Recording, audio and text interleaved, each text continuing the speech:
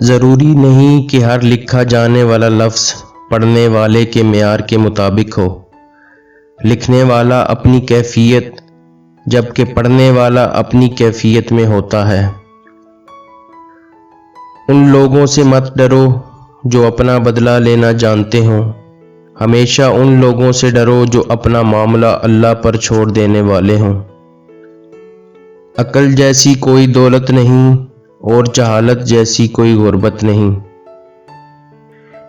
یہ اچھا ہے کہ آپ اہم ہوں، لیکن یہ زیادہ اہم ہے کہ آپ اچھے بھی ہوں۔ جب رشتہ آپ کو بار بار آنسو دینے لگے تو سمجھ لیں کہ اس نے اپنی مدت پوری کر لی۔ جب آپ اللہ کی خاطر اپنے آپ کو برائی سے دور رکھتے ہیں تو وہ آپ کو دوسروں کے ہاتھوں رسوا نہیں ہونے دیتا۔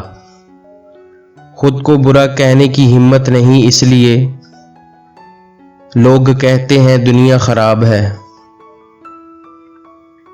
انسان دنیا کے سارے علوم سیکھ لے، اگر اس نے اپنے رب کو نہیں پہچانا تو اس نے کچھ نہیں سیکھا۔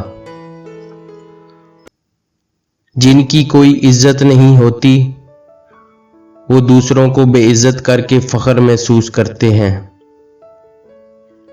پریشان ہونے والوں کو کبھی نہ کبھی سکون مل ہی جاتا ہے، لیکن پریشان کرنے والے ہمیشہ سکون کی تلاش میں رہتے ہیں۔ محبت اور دوستی، یہ دو چیزیں ہر طوفان کا مقابلہ کر سکتی ہیں۔ ایک چیز ان دونوں کے ٹکڑے ٹکڑے کر سکتی ہے اور وہ ہے غلط فہمی۔ اگر راستہ خوبصورت ہے تو معلوم کرو کہ کس منزل کو جاتا ہے، لیکن اگر منزل خوبصورت ہے تو راستے کی پرواہ نہ کرو۔ اچھا بولنے کے لیے پہلے اچھا سننا ضروری ہے۔ ایک انسان کو پہلے سننا چاہیے اور اسی سے بولنے کا فن سیکھنا چاہیے۔ زندگی میں لوگوں سے بس ایک ہی سبق ملا، جن کو ہم جتنا خاص کرتے گئے ان کے لیے اتنے ہی عام ہوتے گئے۔ ہماری خوش نصیبی ہے کہ ہم خدا کو ایک مانتے ہیں، مگر بد نصیبی یہ کہ خدا کی ایک نہیں مانتے۔